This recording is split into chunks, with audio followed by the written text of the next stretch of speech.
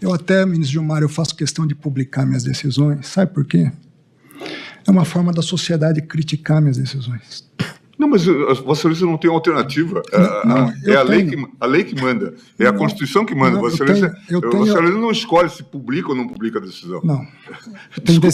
Tem decisão que é pública e tem decisão que eu posso manter em sigilo, reservado aos magistrados. Não, mas a rigor... É distinto. Não, mas a rigor as decisões têm que ser publicadas. Não, nem todas. Inclusive para o controle geral e o controle social. Fico feliz que Vossa Excelência estimule isso. Tem mais coisa por vir.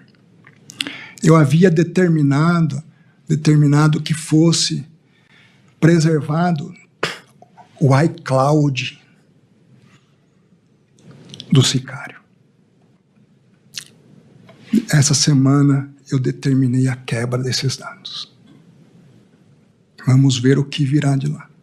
Que deixou Armando, o sicário, passando mal.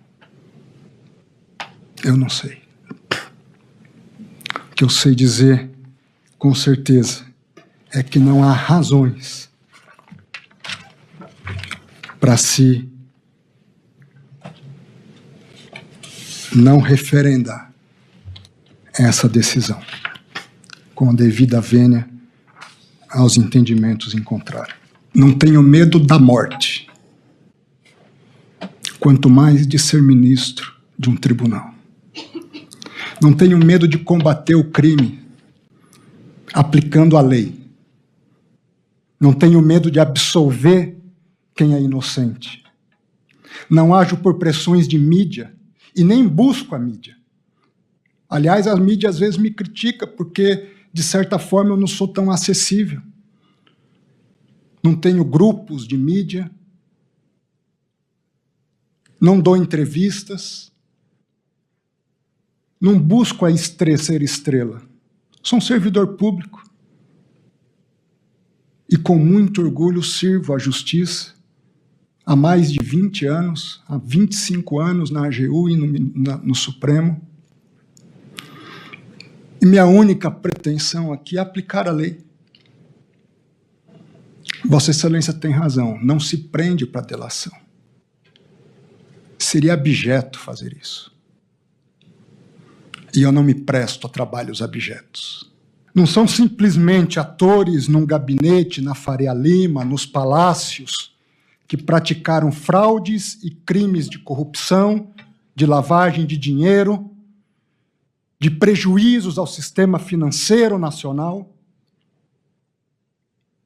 de dilapidação de um fundo garantidor das poupanças do nosso país. Não. Aqui há contornos de máfia. Há contornos de crime organizado mafioso. De fuzis, de metralhadoras, de armas raspadas, de infiltração no sistema policial. Primeiro, dizer que nós não estamos aqui a julgar Lava Jato. Não vou avaliar Lava Jato, não é o objeto do julgamento. Nós estamos aqui a julgar a maior fraude financeira da história do nosso país, e se não a maior, certamente uma das maiores do mundo, da história. E essa fraude tem algumas peculiaridades. Não é simplesmente um crime do colarinho branco. É mais do que isso. Não são simplesmente atores num gabinete, na Faria Lima, nos palácios, que praticaram fraudes e crimes de corrupção, de lavagem de dinheiro, de prejuízos ao sistema financeiro nacional,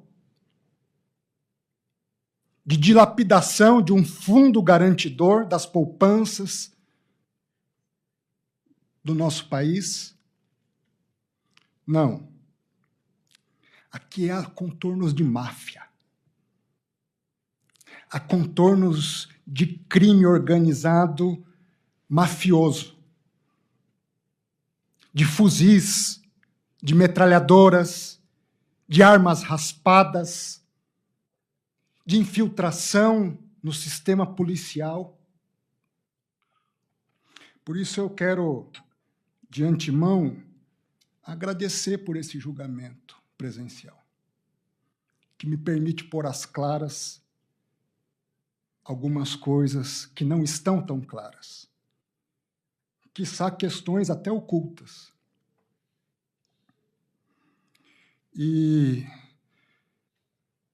é interessante porque eu me recordo de uma conversa, ministro Gilmar, com Vossa Excelência, assim que, para ser indicado para o Supremo. Vossa Excelência apontou que para ser ministro do Supremo é preciso ter coragem. E me lembro do que lhe respondi à ocasião. Não tenho medo da morte, quanto mais de ser ministro de um tribunal. Não tenho medo de combater o crime aplicando a lei. Não tenho medo de absolver quem é inocente. Não ajo por pressões de mídia e nem busco a mídia. Aliás, a mídia às vezes me critica porque, de certa forma, eu não sou tão acessível. Não tenho grupos de mídia, não dou entrevistas, não busco ser estrela. Sou um servidor público e com muito orgulho sirvo à justiça há mais de 20 anos, há 25 anos na AGU e no Supremo. E minha única pretensão aqui é aplicar a lei. Vossa Excelência tem razão, não se prende para delação. Seria abjeto fazer isso. E eu não me presto a trabalhos abjetos. Se prende se está praticando crime, se está obstruindo a justiça, se está tentando ocultar provas, se há uma continuidade delitiva. Para isso se prende.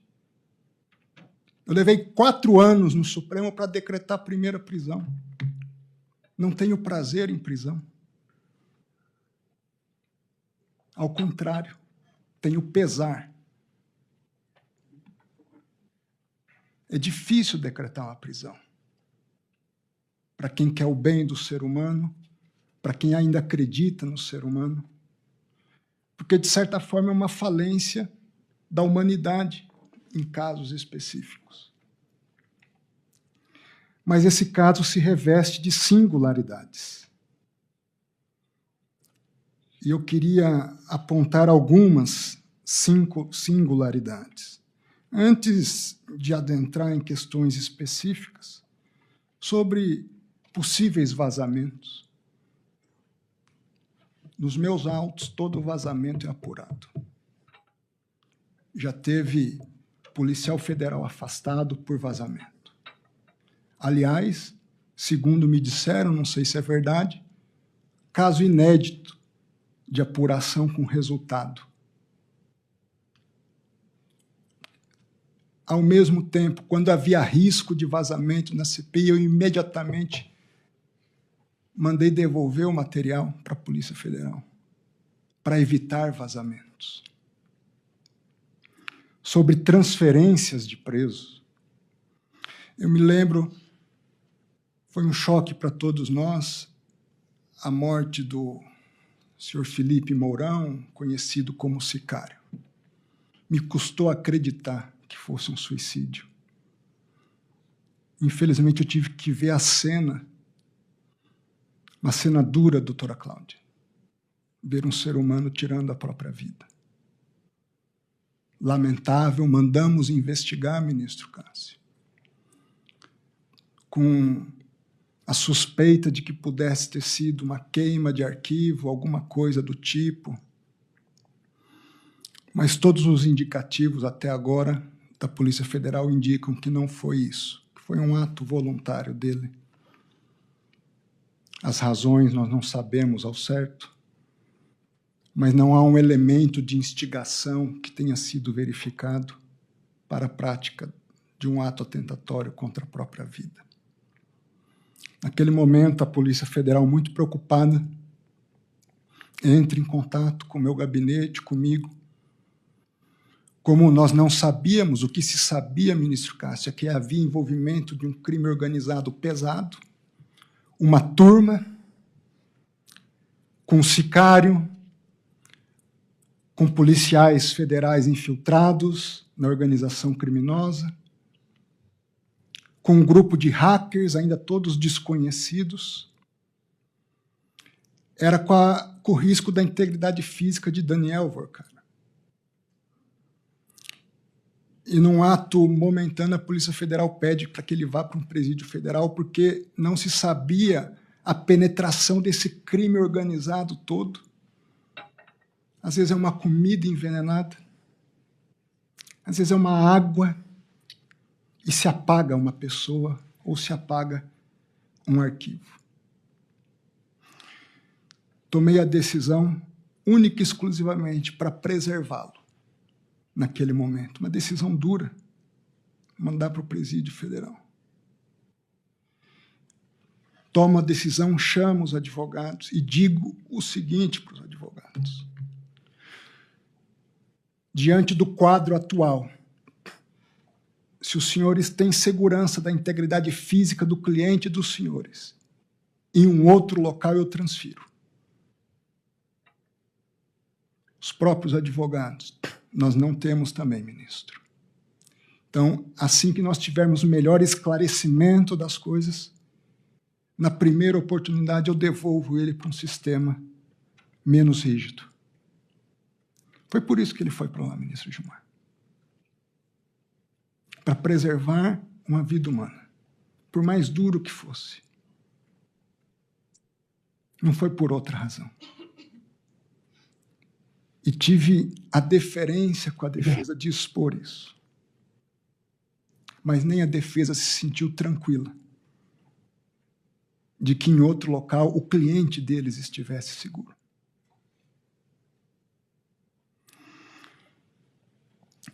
Sobre os documentos que chegaram há pouco, estavam em outra PET, agora foram juntados há 10 dias atrás. Eu mesmo não tinha me detido sobre eles. Agora, eu fiquei sabendo hoje, por volta de 9, 10 da manhã, do processo. Imediatamente eu dei ciência a todos. Não sabia. Essa foi a única e exclusiva razão. Agora, é verdade, nós votamos para a história. Quem é a turma? Página 5 da representação da Polícia Federal. Liderada por Daniel Vorkara, tinha um sicário, alguns policiais federais, nem todos descobertos ainda. Ainda se investiga outros policiais federais. Havia, nessa turma, empresários do jogo do bicho. Era uma mistura de milícia da Polícia Federal, dentro da Polícia Federal, com um crime organizado no Rio de Janeiro. Há uma série de figurinhas desconhecidas aqui. Eu não sei. Talvez seja muito simples hoje acabar com a investigação. Basta alguns desses desconhecidos, talvez atentar contra a integridade física do relator. É disso que nós estamos tratando. Eu não sei. Eu sei que hoje, para parar do jeito que está, o polo mais frágil sou eu. Mas, como eu disse, é preciso ter coragem. O que fazia essa turma? Era um grupo de WhatsApp? Eram só conversas de WhatsApp? Um dos advogados chegou a cogitar isso. Me permitam tornar mais claras as coisas.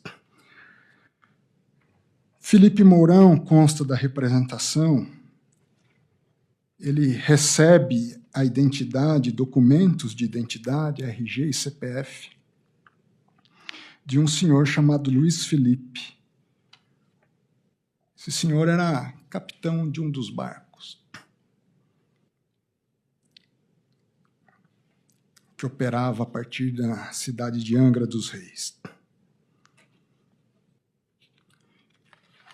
E no curso desses diálogos sobre o Felipe, entre o sicário Felipe, Daniel Vorcaro, sobre esse Luiz Felipe, Daniel Vorcaro diz: ele me disse que estava sendo chefe do restaurante. Há também um senhor chamado Leandro, que era um chefe de restaurante, que trabalhava ali também nas festas concernentes ao que se realizava no iate. E Felipe Mourão diz: a turma quer saber como foi e o motivo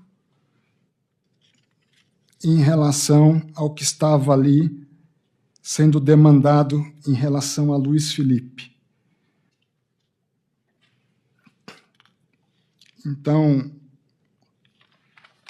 se agrega também a figura de Leandro, diz Daniel Vorcaro, ele, Leandro, me disse que estava sendo chefe num restaurante, num hotel em Angra dos Reis. Esse outro, o chefe, foi na onda, era o chefe de cozinha. Mas o principal é o primeiro, que era o capitão do barco, Luiz Felipe. Diz Daniel Vorcaro, levanta tudo dos dois. Mensagem seguinte, e da família? Tudo.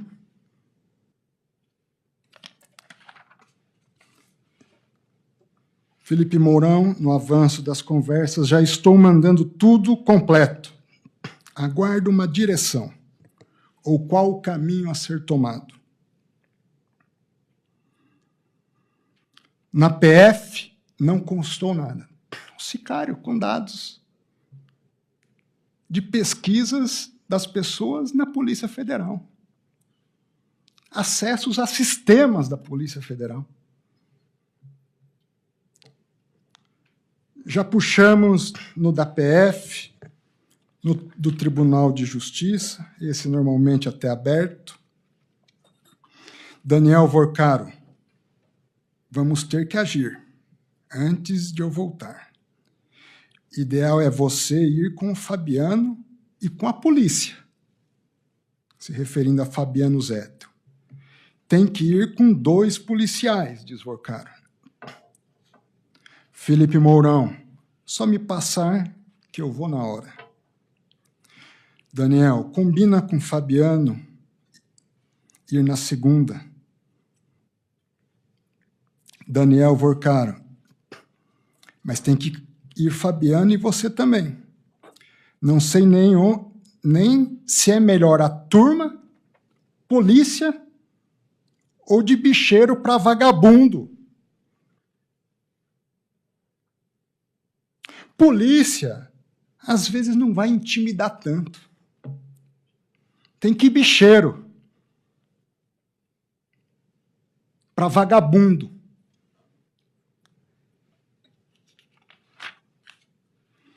Felipe Mourão, você quem manda, me fala que eu vou com quem você quiser. Eu vou com Fabiano, vai ser PF. Se você quiser, vou com o pessoal do Rio. Eles também é só chamar que vão na hora. Daniel, acho que tem que ser os 2. O bom de dar sacode no chefe da cozinha primeiro. O outro já vai assustar. Felipe Mourão, acabei de falar com a turma, só aguardando o que fazer.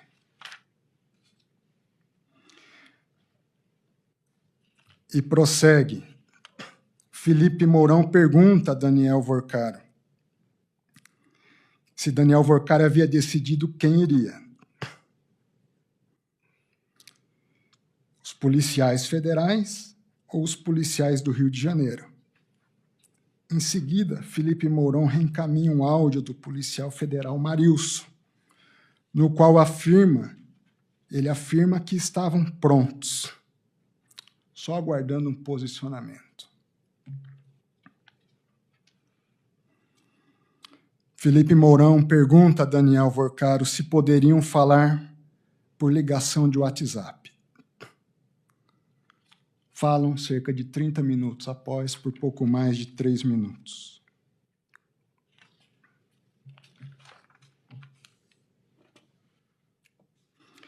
Felipe Mourão, para Daniel Vorcaro. Fala, amigo, boa tarde.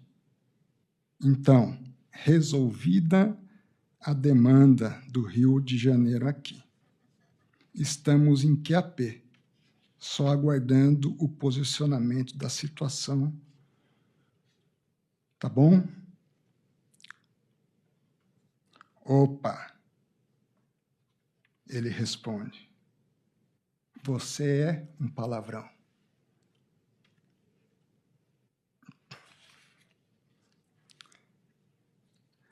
Agora, aí Fabiano Zettel, que teria participado com Daniel Vorcaro. Angra resolvido. Ao vivo eu conto os detalhes. Daniel Vorcaro, você foi 100% resolvido? Os 2 caras? Zettel, 100% resolvido.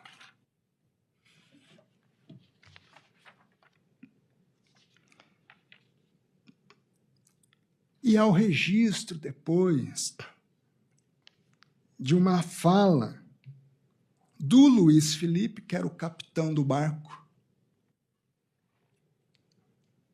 para passar a perspectiva da vítima, né? O Luiz Felipe conta para uma outra pessoa: eu estava realmente precisando conversar com você, Marcos, até pelos fatos que aconteceram, não sei se está ciente. Está ciente, Luiz Francisco? Luiz Francisco responde o Luiz Felipe, o capitão do barco, sobre os milicianos que vieram me ameaçar aqui dentro da Marina, em nome do Daniel Vorcaro. Está sabendo disso? Luiz Francisco diz, não. Então, o capitão do barco, então, eu estou lhe afirmando, e a testemunha é o próprio Mateus que presenciou, eu estava em São Paulo com você, 7 milicianos. Estou com as filmagens do barco, eles estiveram aqui, foram no meu condomínio, me ameaçaram de morte.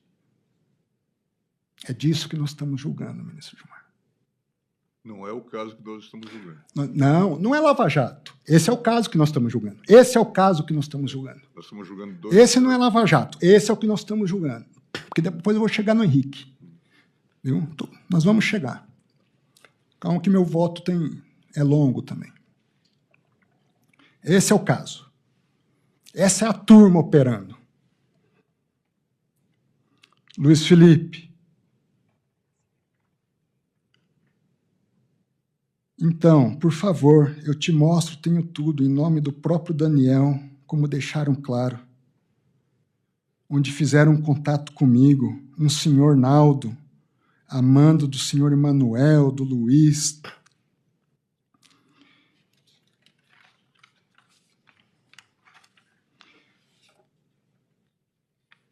Luiz aduziu ainda que desse cenário precisou sair corrido de Angra com a sua família. Não foi um passeio no parque. Não foi um passeio em Angra. Ele precisou sair com a família, ameaçados de morte. Cheguei a abandonar os pertences pessoais dentro do apartamento. Por derradeiro, Luiz pontuou que durante a ligação, Manuel falou sobre o chefe da cozinha, o Leandro. Por sua vez, ao ser ouvido, Leandro Garcia disse que no dia 4 de junho de 2024, foi abordado no seu trabalho no Hotel Nacional Inn, em Angra dos Reis, por volta das 20h30, por um grupo semelhante àquele que havia sido descrito por Luiz Felipe. Leandro afirmou que uma garçonete o chamou, que havia um hóspede querendo conversar com ele urgentemente. Ato contínuo, o declarante subiu ao salão. E aqui diz Leandro, já para a autoridade policial. Quando eu subi, era um rapaz forte. Ele se apresentou como Emanuel ou Manuel. Aqui é o Manuel, o empresário do Jogo do Bicho. Eu não vou lembrar se é Emanuel ou Manuel. Tá, então a gente pode colocar Emanuel/Manuel. Ele falou, boa noite, apertou minha mão, meu nome é Emanuel, eu vim amando do senhor Daniel, e eu mexo com o jogo. Aí puxou um envelope cheio dos meus dados. Endereço, placa de carro, e falou assim, isso quem estava com ele do lado era o sicário, que não falou nada comigo, só esse Emanuel, que tratou comigo, o sicário ficou de lado, sentado, muito bem vestido, etc. Então, era o sicário, Manuel e mais 6 pessoas, se não me engano. Eu acredito que era o total de 7, 8, não vou lembrar bem. Porque disso que eles conversaram comigo, ele falou, meu pessoal está aqui. Aí eu olhei para trás, assim, e tinha a galera lá sentada. Essa era a turma. É um preâmbulo da turma.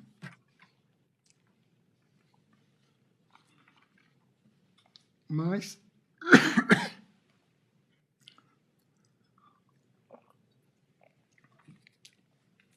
tem mais. Relação de Henrique Vorcaro agora com a turma. Esses documentos, a Polícia Federal ainda está avaliando os dados. Então, ela manda esse documento com uma análise parcial do material. Então, é preliminar, ou seja, acho que há muita coisa por vir ainda. Como eu disse, a gente não sabe nem todos os integrantes da turma ainda.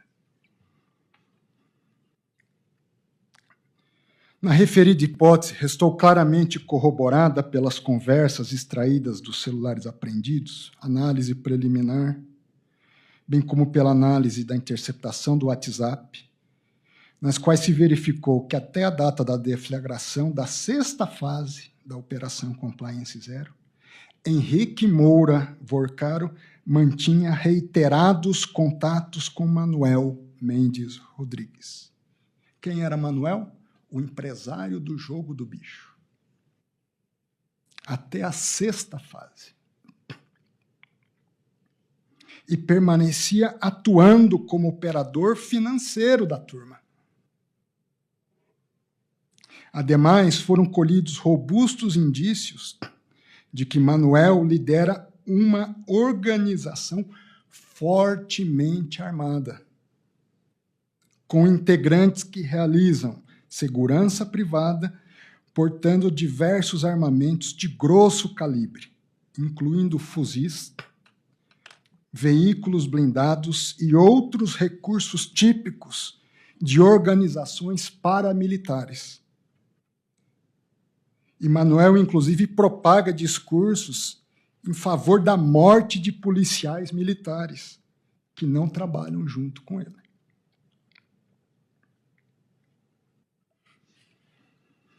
Paralelamente, foram identificados indícios da existência de negócios de elevado vulto entre Manuel, o empresário do Jogo do Bicho, e os investigados Henrique e Daniel Vorcaro, com possíveis práticas de lavagem de dinheiro, ocultação de bens e valores,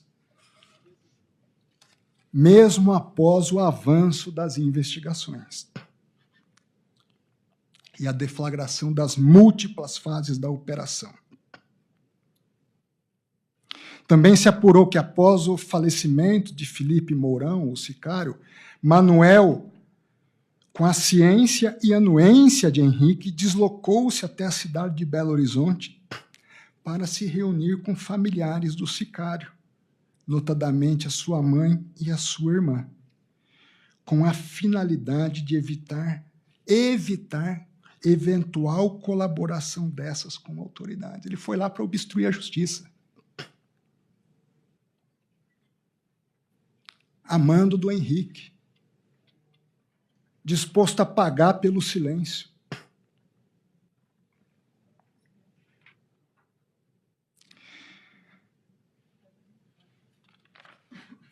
O material é extenso.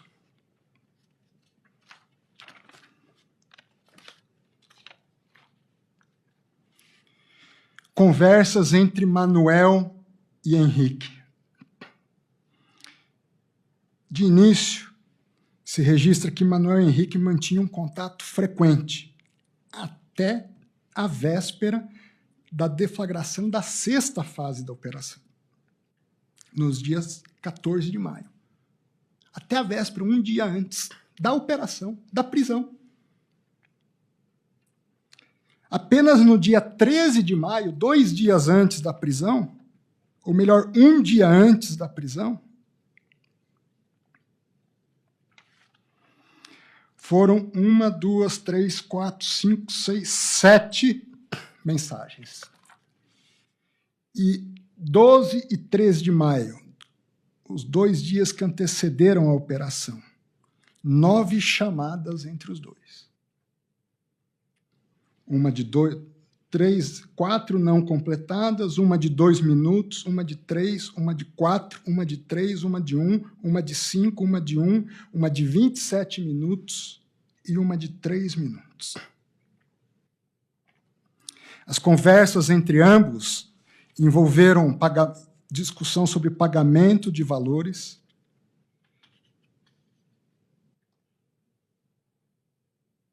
e tratativas relacionadas às questões das investigações. Pagamentos, cobranças de 400 mil, de 800 mil, pagamentos de 200, alguns menores. Interessante, o Dr. Pacelli até se esforça na argumentação para dizer que havia um contrato de segurança de um terreno. Eu li com atenção dos contratos que falam da segurança do terreno, é um contrato particular de prestação de serviços de segurança e vigilância. Cláusula 1ª do contrato. O presente contrato tem por objeto a execução de serviços específicos de consultoria, segurança, monitoramento e vigilância do imóvel de propriedade do contratante na cidade de Campo Grande, Rio de Janeiro. Valor dos serviços, 13 mil mensais. Não 200, não 400, não 800. Havia serviços outros.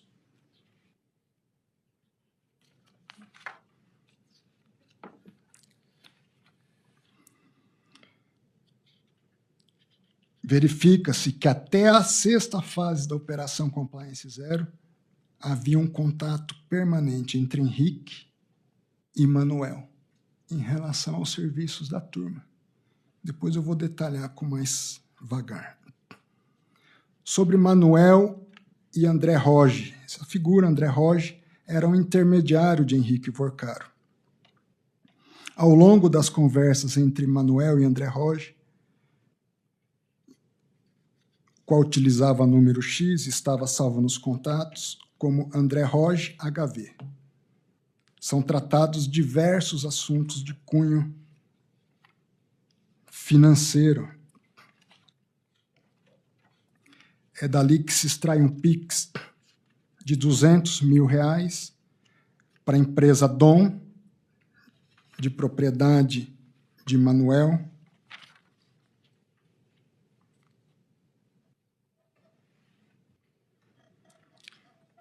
o que indica que esses terceiros também estariam responsáveis por pagamentos devidos por Daniel Vorcaro enquanto esse estivesse preso.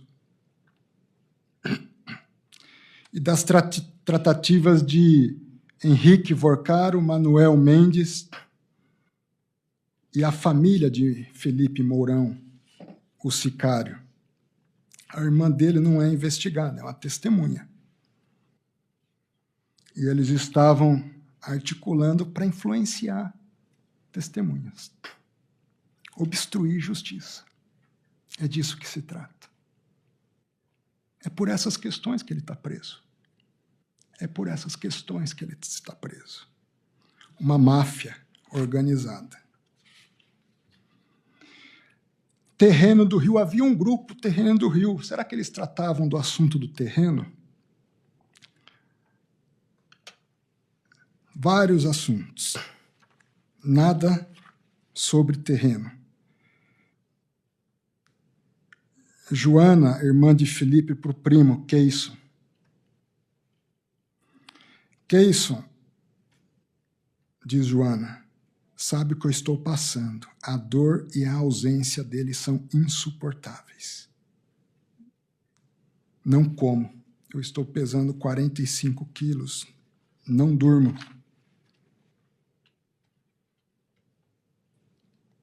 A conversa segue. Joana escreve, dia 26 de abril, HV, Henrique Vorcaro, não se manifesta com nada, cifrão.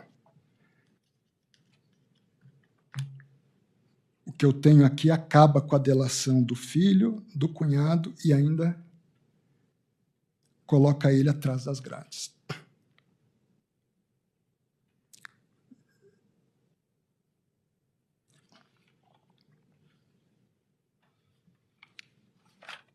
Na verdade, quem fala HV não se manifesta com nada é Manuel.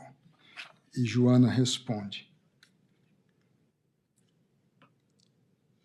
Diz Manuel, se eu for, eu tenho que levar ele junto. A Joana teve acesso ao material que está nas nuvens. Nós não conseguimos ainda, a Polícia Federal não conseguiu ainda acessar os dados do sicário, não conseguiu acessar o celular do sicário. Mas a Joana, a irmã, teve acesso ao material que está nas nuvens. E ela diz que esse material acaba com a família inteira. Diz o Queison, aqui, com Manuel. Irmão, primo da Joana. Irmão, vou marcar um café da tarde, então, para a gente levar ela. Porque passou a noite em claro abrindo o iCloud. O iCloud dele, do irmão sicário. Aí viu coisa demais. Aí tomou um remédio aqui agora. Falou que não tem condições de ir. E o que é isso? Esperar ele responder para a gente já ter um relacionamento, um contato com ele também. Entendeu? Queison, em relação à prima, falando com Manuel, ela falou demais. O Manuel, eles estão cheios, também acho, eles estão cheios de problema do mais alto nível, para ela pôr ela no meio da delação, por exemplo, e destruir de vez com a menina não custa. Se ela abrir o bico, vão destruir com a menina. Não custa. É hora de sentar, acalmar e alinhar.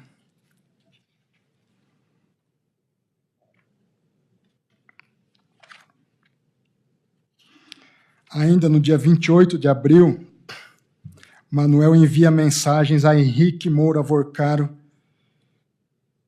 Manuel registra: Henrique, boa noite. Estamos conversando com a mãe do Felipe. Vamos passar os contratos dos ativos pertinentes ao nosso amigo, no nome dela, mãe, para resolver a questão. Amanhã, o doutor André já entrará em contato com o doutor Tiago para alinhar tudo. Vamos pagar para comprar o silêncio de testemunha.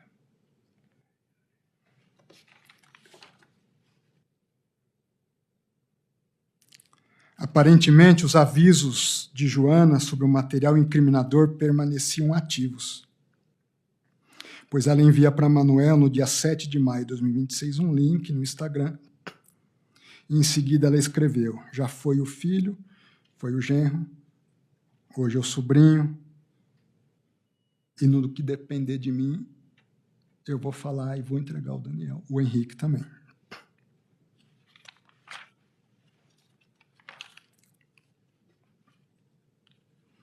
Aqui uma conversa do Henrique Vorcaro com um sicário e um outro policial.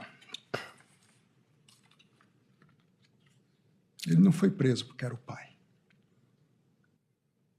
Ele foi preso porque ele praticava crimes. E estava continuando a praticar crimes.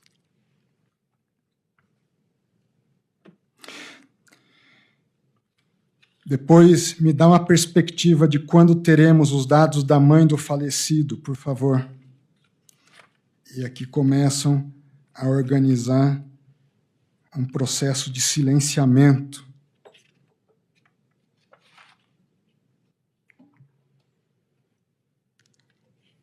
Manuel, fica tranquila, Joana. Nós vamos nos ajudar um ao outro.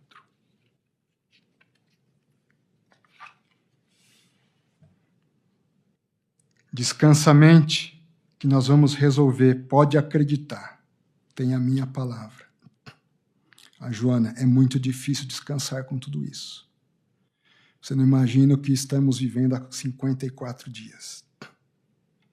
Além de toda a dor e sofrimento, a ausência dele, o vazio que ficou, a covardia que foi, ameaças de cadeia, golpes, vídeos com fuzil que iam me matar, a mim e a minha mãe.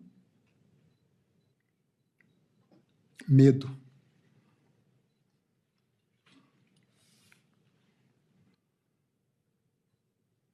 Interessante que, do material apreendido com Henrique Vorcaro, se pegou um documento de uma tela do Sinapse. Sinapse é uma base de dados, um programa interno da Polícia Federal de Inteligência. Acesso restrito, não é qualquer um que tem acesso. Ali você puxa tudo, puxa passaporte, todas as empresas que você tem, se tem alguma investigação, se tem um processo. Foi apreendido com Henrique Vorcaro uma tela do Sinapse, com consulta de dados de Augusto Conte. Fui pesquisar quem é Augusto Conte. Achei uma matéria recente, jornalista Mariana Barbosa, do UOL. Primeiro sócio de Vorcaro na Faria Lima revela origem fraudulenta do Master. Nessa matéria consta que Augusto Conte teria liderado uma estruturação com fundo de 200 milhões, etc., tratado das questões de um projeto de um hotel, o Golden Tulip, que nunca saiu do papel, segundo a matéria. Foi grande o golpe dos Vorcaro, ele relata. Diz que os Vorcaro eram muito queimados em Belo Horizonte. O pai brigava com todo mundo. Tinha uma época que andava armado. Aos poucos, comecei a dar roupagem para eles em São Paulo. Ensinei como funcionava o mercado financeiro. Antônio Augusto Conte diz que foi vítima do esquema dos desvios na construção do hotel, parcialmente desvendado na Operação Fundo Perdido de 2014. Antônio relata que levou outros 2 golpes do grupo de Vorcaro. Na compra do Banco Máxima, que deu origem ao Master, e posteriormente no Banif, hoje Banco Master Múltiplo, dono do Will Bank. Veja, houve um desentendimento entre sócios. O que se encontra com o Henrique? Dados do Sinapse de alguém que houve desentendimento. É assim, ou você compra, mas se não compra, você ameaça. É assim que funcionava.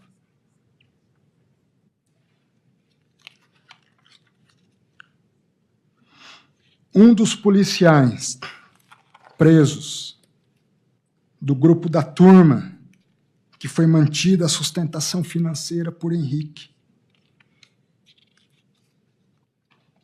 Esse Anderson era um policial da ativa, da PF no Rio de Janeiro. Foi preso também na operação, portando ali arma de fogo com numeração raspada.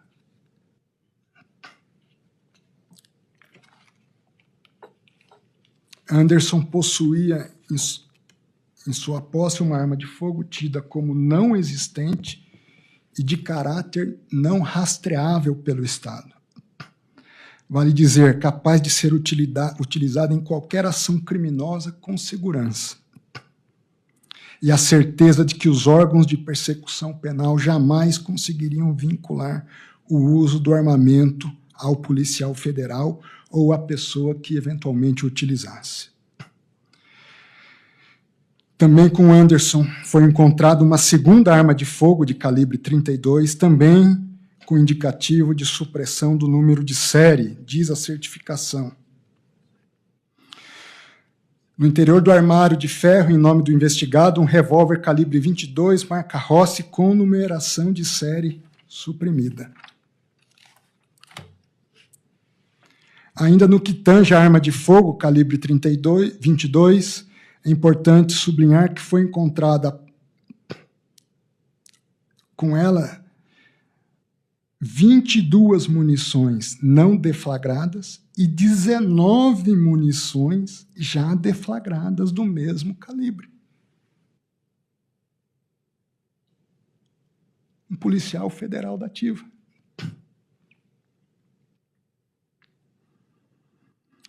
Por seu turno, também chamou a atenção da equipe policial o elevado quantitativo de munições, armas e carregadores encontrados com Anderson. Policial que não integra grupo tático e não atua em área investigativa ou operacional.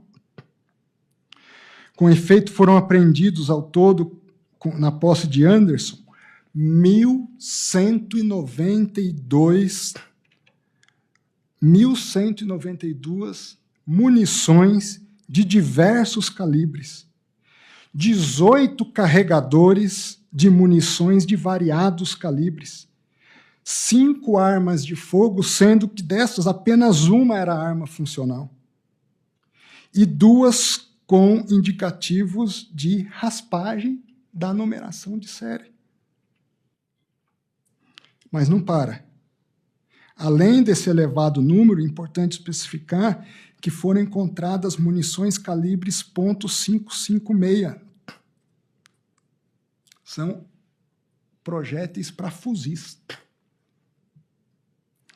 182 projéteis de fuzis. A turma.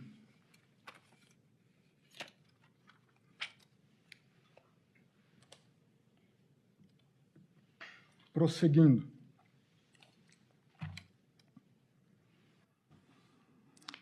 Henrique Vorcaro argumenta em sua defesa basicamente 2 pontos. A construção de uma versão alternativa para justificar as cobranças, os diálogos e os pagamentos tratados com integrantes da turma, consistente na relação, numa suposta relação comercial pretérita entre peticionante e as pessoas de Felipe Mourão, o sicário, Marilson, um policial federal, e Manuel, o empresário do jogo do bicho, além da ausência de contemporaneidade. No que concerne ao primeiro ponto, há que se rememorar que um dos elementos centrais do modus operandi empregado pela organização criminosa sob investigação consiste precisamente na criação de pessoas jurídicas para a realização de operações simuladas com vistas ao escamoteamento de transações econômicas que, ainda que sob a aparência formal de operações comerciais sofisticadas, consistiam na realidade em pagamentos de prestações de serviços ilícitos. Poderia haver algum serviço lícito? Também poderia, mas é uma mescla. Organização criminosa é isso. mistura o lícito com o ilícito, e é tudo uma coisa só. Oculta-se, dissimula-se. À luz desse contexto, nada obstante o teor da documentação encartada à peça defensiva, comprobatório em tese da existência efetiva de um empreendimento imobiliário capitaneada por Henrique Vorcaro, perde força e credibilidade a alegação segundo a qual teria sido referido ao negócio o motivo pelo qual Marilson cobrara a Henrique o valor de R$400 mil. Montante esse que corresponde, após a retenção da parte devida, a Felipe Mourão e aos integrantes do outro grupo denominado Os Meninos. Lembrando que, em tese, se pagavam 400 mil, mais 400, e eventualmente, com o sicário, se chegava até a 1 milhão alguns pagamentos. E o sicário era o responsável pela distribuição desses recursos na turma, policiais federais, integrantes do crime organizado, e os hackers que invadiam sistemas e ameaçavam pessoas através também dessa sistemática. Reforçando a real origem da cobrança e, portanto, tornando pouco crível a versão alternativa apresentada pela defesa, recorda-se ainda que Marilson passa a demandar Henrique pela regularização do acerto financeiro, pedindo a confirmação do valor informado por F, inclusive. Provavelmente a sigla seria alusão a Fabiano Zettel, que também figurava como operador financeiro responsável pelos pagamentos ao grupo. Nesse contexto, diante dos atrasos supostamente atribuídos a Fabiano Marilson, contrapõe que o ideal era o envio de 800K. O contrato que respaldava a segurança era 13 mil. Estamos falando de 400, de 800.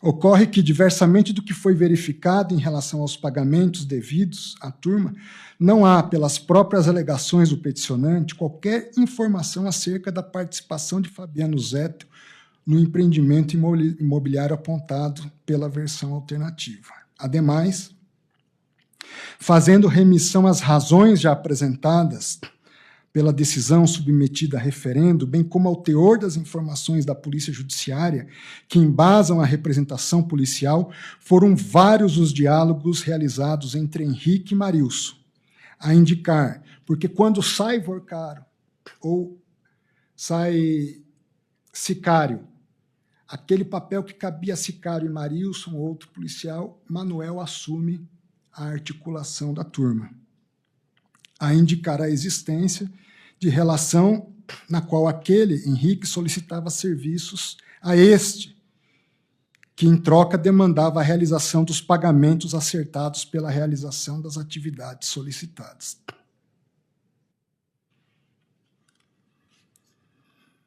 No que concerne ao segundo argumento defensivo, diversamente do que apontado, a contemporaneidade da medida resta evidenciada. Eles continuaram falando, comprando testemunha, mantendo o pessoal.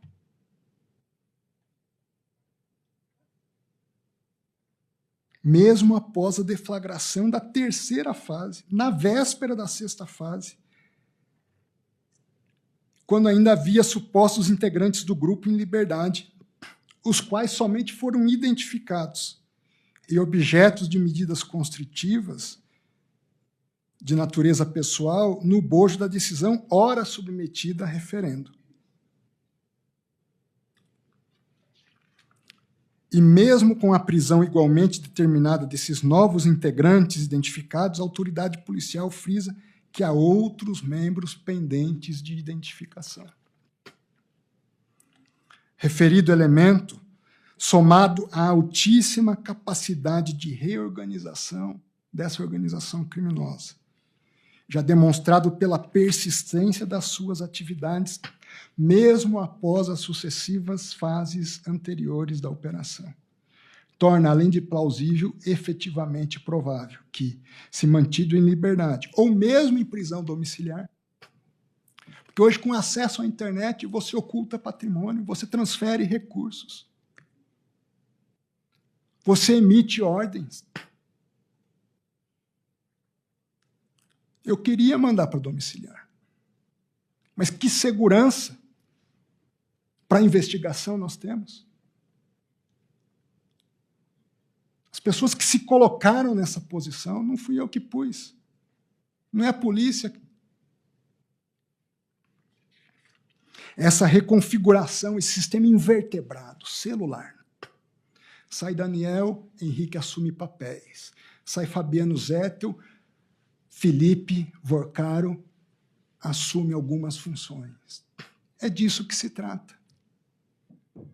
Essa reconfiguração, aliás, precisamente o que parece ter ocorrido em relação à figura do próprio Henrique, diante das adaptações funcionais realizadas pelo grupo, em decorrência das contingências impostas pelas fases anteriores da investigação em curso.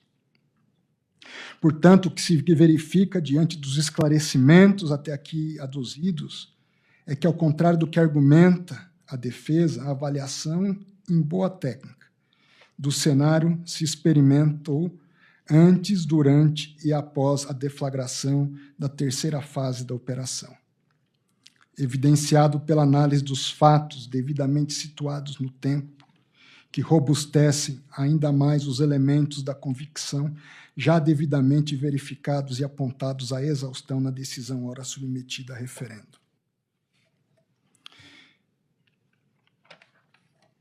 Ainda sobre Henrique Vorcaro, fica claro que ele permaneceu demandando, permaneceu articulando, permaneceu atuando.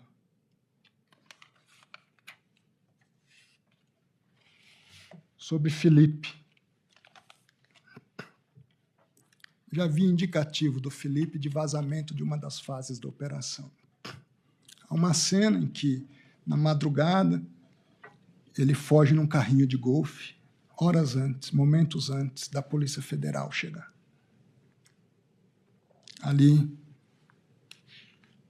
isso foi inicialmente o motivo da prisão provisória, e depois outros elementos vieram à baila que justificaram a prisão preventiva. No que concerne especificamente a Felipe, a essa conversão da modalidade prisional, a Polícia Federal realçou que a sua perícia técnica logrou êxito na extração e tratamento de dados extraídos do celular apreendido a Felipe, sendo tais dados analisados em conjunto com o relatório de inteligência financeira número tal,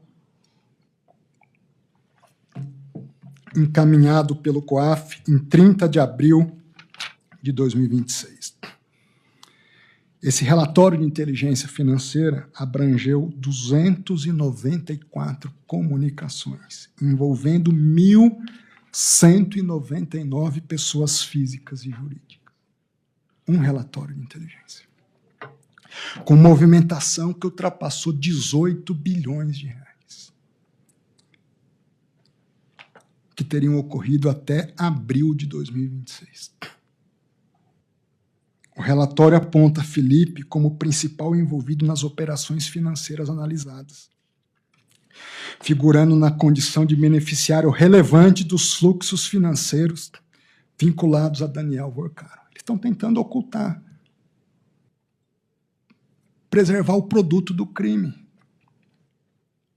Depois que sai da cadeia, ter dinheiro no exterior, ter dinheiro em algum lugar, em nome de interpostas pessoas. É isso que nós estamos julgando, ministro Gilmar. À luz de todos esses elementos, verifica-se que o conjunto probatório formado por relatórios de inteligência... Doutor, eu não vou conceder a palavra, eu estou votando, o senhor aguarde. Eu não sabia, estou esperando. Sim. À luz de todos esses elementos, verifica-se que o conjunto probatório formado por relatórios de inteligência financeira, dados extraídos dos dispositivos eletrônicos e análise de operações financeiras indica a existência de uma estrutura complexa e sofisticada, com a utilização de holdings, sociedades de propósito específico e contas de passagem para dissimular os recursos de origem ilícita, além da participação ativa do investigado Felipe em operações relevantes, inclusive com repasses a núcleo político e movimentações de elevada monta. As investigações identificaram a utilização da extensa rede de pessoas físicas e jurídicas, por meio das quais os mesmos sócios se repetem em diferentes estruturas societárias, revelando um mecanismo voltado à ocultação da origem dos recursos. Destaca-se ainda a reiteração das condutas, mesmo após o início das investigações, inclusive com a criação de novas estruturas societárias e a realização de operações financeiras recentes, o que evidencia a contemporaneidade dos fatos e o caráter permanente dos ilícitos investigados.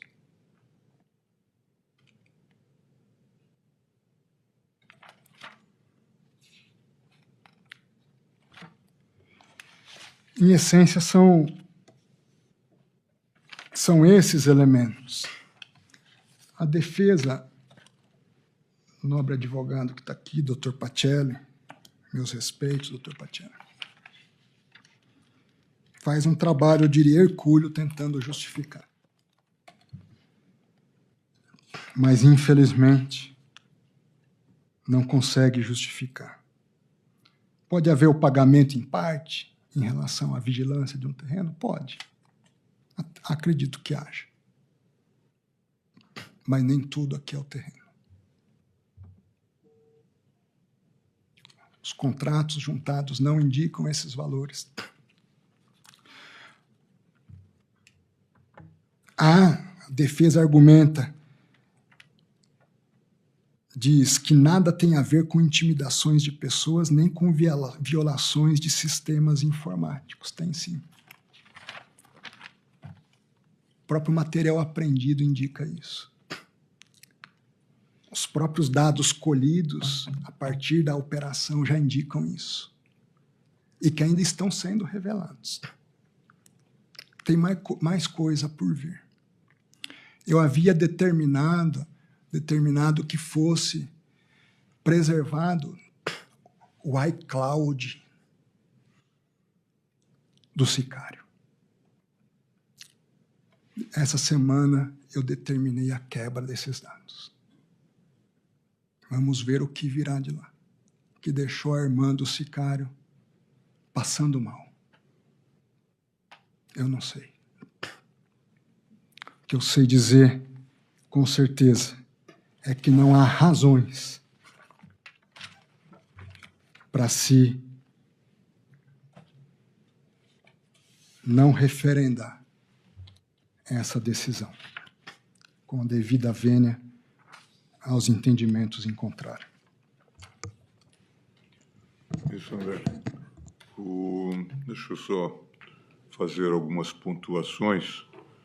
Primeiro, que nós não estamos julgando o caso. Aqui nós estamos julgando os critérios de uma prisão cautelar. Exatamente. Nós não estamos julgando Lava Jato. Não estamos julgando este... Estamos julgando o Henrique. Exato. Não, nós estamos julgando a prisão. A prisão, os motivos da prisão. É isso. Os fundamentos da prisão. É isso.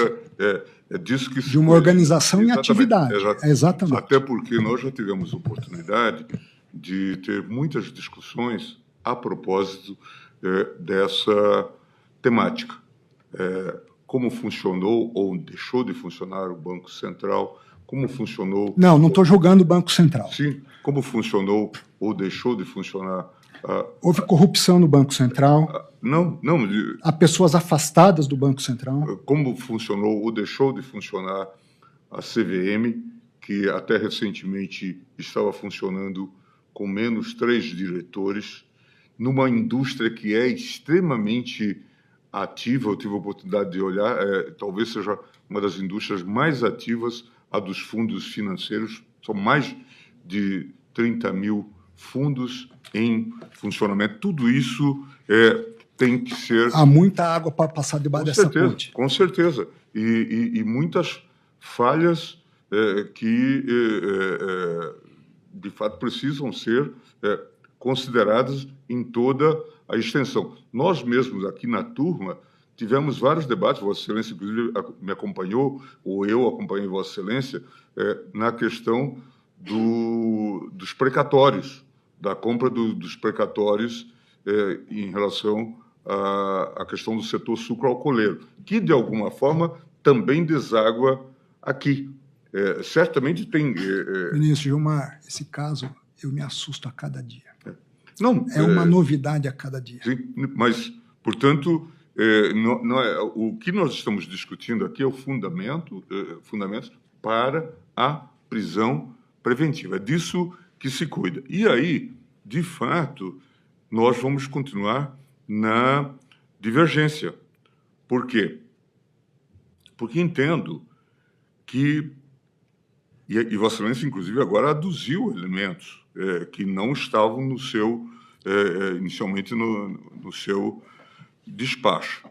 E eu chamei a atenção. Os tais integrantes da turma, e graças, inclusive, à sua ação, com o encarceramento de vários deles, e essas decisões foram referendadas de forma unânime pelo colegiado, nenhuma dúvida. Como também em relação a Daniel... Gilmar, eu prendo a turma, os operadores, e não prendo os mandantes.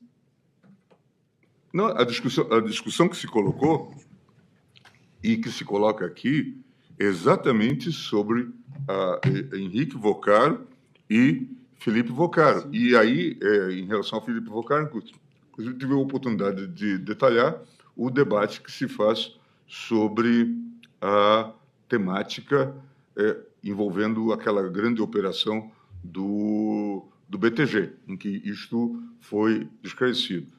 E a discussão aqui é sobre a adequação das medidas tomadas, as mais radicais, de prisão provisória. De novo, volto a dizer, nós não estamos julgando... Eu lamento eles estarem presos, ministro Gilmar. Não. Eu lamento. Nós não estamos julgando o caso. Estamos julgando a prisão. Nós estamos julgando só os motivos que ensejaram a prisão. É isso. E aqui, então, nós vamos continuar nesse ponto da divergência. Senhor presidente, pela ordem, por favor. É só uma questão de fato, e jamais, ministro Mendonça, eu desrespeitaria Vossa Excelência fazendo confronto de razões durante Até porque não é o caso, acho que, sinceramente, ministro Gilmar, não é o caso. A minha questão não precisa da minha concessão. Eu acho que não é o caso, doutor Pacheco. Mas eu estou falando de questão de fato. Mas você já não quer ouvir antes? Questão de fato. Eu li com atenção aqui. Não, mas eu estou falando... Vossa Excelência hoje se fez sustentar em um relatório de 80 páginas que chegou hoje. Eu nunca vi isso. Nós estamos falando de prisão. Isso é questão constitucional. A defesa não pode falar 2 minutos? Não é o caso, não é sustentação. Questões de fato, Excelência. Por favor, doutor Pacheco. O relator está indicando. Então, a rigor... Não, e esse ponto já foi pontuado no meu voto também. Não, mas é questão de fato que o voto de Sua Excelência está errado. Questão de fato. Não, Vossa Excelência está errado em questão de fato. Que fato, doutor Pacheco? Todos os pagamentos feitos relativos ao contrato foram submetidos à Procuradoria-Geral da República porque a polícia não é confiável. Direito. Tá, desculpa. O senhor disse que houve lavagem, mas todos os pagamentos foram por pessoa jurídica, todos. Por favor. Agradecemos, doutor Pacelli. Mas, então, eu estava simplesmente pontuando que aqui, e nós vamos continuar, então, nessa divergência, porque não se trata, a rigor, de discutir fatos graves que já ocorreram e que nós já reconhecemos, inclusive, nas prisões anteriores que Vossa Excelência houve por bem decretar, como a do Fabiano Zettel e o próprio Daniel Vocaro, mas de discutir a própria fundamentação. E, de fato, considerando os antecedentes que temos, é muito importante que nós fiquemos atentos aos fatos, à fundamentação, porque podemos dar ensejo, como já tivemos no passado, de fundamentações genéricas que justificam. Que não é o caso. Eu até, ministro Gilmar, eu faço questão de publicar minhas decisões. Sabe por quê? É uma forma da sociedade criticar minhas decisões. Não, mas Vossa Excelência não tem alternativa. A lei que manda. É a Constituição que manda. Vossa Excelência não escolhe se publica ou não publica a decisão. Não. Tem decisão que é pública e tem decisão que eu posso manter em sigilo, reservado aos magistrados. A rigor, é distinto. Não, mas a rigor as decisões têm que ser publicadas. Não, nem todas. Inclusive para o controle geral e o controle social. Fico feliz que Vossa Excelência estimule isso. Não, é fundamental. Fico feliz. Mas de modo que eu quero pontuar, com todo o respeito, que nós vamos continuar divergindo em relação a isso, e acho que é preciso ter cuidado na condução desses procedimentos investigatórios. Todos nós estamos do mesmo lado no que diz respeito ao combate à criminalidade organizada. Agora, é preciso que haja métodos constitucionais de se fazer isso. Estão havendo, ministro Gilmar, pode ter certeza. É fundamental que haja.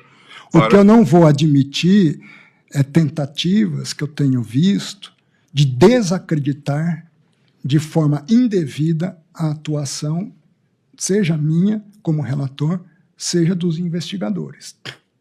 Não vou.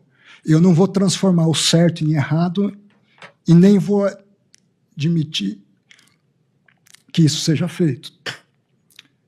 Então, a investigação, no que depender de mim como relator, seguirá seu curso. Interessante a questão da delação. Eu sempre disse para os advogados, não estou preocupado com delação. Não, primeiro que eu não prendo para fazer delação. Não me permitiria isso. Não dormiria tranquilo se eu fizesse isso. Em segundo lugar, que a delação é um ato de vontade da defesa. Alguns advogados vêm para mim, mas você não vai pegar todo mundo? Eu falei, eu estou preocupado em pegar o que a investigação determinar. Não estou preocupado se será todo mundo ou não. Estou preocupado com o que a investigação vier a esclarecer. Até porque a lei, na verdade, não dá a Vossa Excelência esse poder. Não dá, nem me arvoro, porque em outros casos, nós temos visto atuações dessa jaez. Não na minha relatoria. Não na minha relatoria. Eu não sei onde ocorreu, mas, de qualquer forma, nós disputamos isso muito aqui na Lava Jato e de fato, as combinações entre advogados... Eu fiz os registros aqui desses fatos que vieram... Ao mesmo tempo, fazendo justiça, não é o advogado que deixou o caso, Juca. Mas me chegou uma proposta por um advogado. Perder o pudor, ministro Gilmar. Queremos fazer uma delação seletiva. Falaram na minha cara isso. Eu disse, não faço questão de delação. Agora, delação seletiva, comigo não. É interessante que está tudo muito invertido, né? Totalmente. Totalmente, porque... A rigor, Vossa Excelência não tem sequer competência, enquanto relator, para celebrar... Não celebra, eu homologo. Eu não vou, só que eu não... Me parece que... E até, de certa forma, um descaramento. É a Procuradoria ou é a Polícia Federal, exatamente, segundo o nosso entendimento. Exatamente. Então, me parece que... Não, eu não participo, faço questão. A defesa até apresentou a primeira proposta de delação. Eu não quis acessar, ministro Gilmar. Entendeu? Até porque há uma perspectiva, parece que certos setores atuam para criar um vício. Tudo que querem é criar um vício. Há um sistema articulado para isso. Eu não sou cego. Eu estou acompanhando, estou assistindo os movimentos. Não, eu acho que todos nós devemos zelar para evitar ensejarmos não só a nulidade, mas a hipótese de suspeitas sobre a condução do... E mais que isso, ministro Gilmar, tentativas de obstaculizar as investigações. Não, e isso é grave. Gravíssimo. Gravíssimo. E por isso que desde sempre eu tenho falado que, nesse caso específico, quando começaram as diversas imputações, que nós tínhamos uma crise no sistema. Não é por acaso que a concessão da carta bancária para esta entidade foi negada pelo Ilan Goldfein, quando era presidente do Banco Central. E só foi concedida posteriormente. E depois nós tivemos uma série de questões graves em torno dessa temática, como estamos a ver aqui, inclusive a condução que Vossa Excelência mostrou de uma teoria dos jogos destinada a, eventualmente, abocanhar uma parte significativa do Fundo Garantidor do Crédito. Certamente, tudo isto existe e é extremamente sério, mas o debate se cinge a essa questão dos fundamentos da prisão preventiva desses dois investigados, e nesse ponto eu estou pontuando a divergência. Olhe com atenção. Em 5 segundos você vai esquecer de tudo o que acontece em Brasília. Pois é, tem muita gente poderosa querendo que as notícias saiam de campo. Mas aqui na Gazeta vamos fazer o contrário. Durante uma semana, vamos fazer nossa melhor oferta para novos membros. Queremos mais pessoas bem informadas no momento em que o país mais precisa. Se você ainda não tem acesso total ao melhor jornal do país, preste atenção. Você pode assinar agora 12 meses pagando só R$ 4,99 por mês. Um valor simbólico que vai destravar todo o conteúdo da Gazeta por um ano. Não perca tempo, porque a promoção vai ficar ligada por poucos dias. Gazeta do Povo, informa.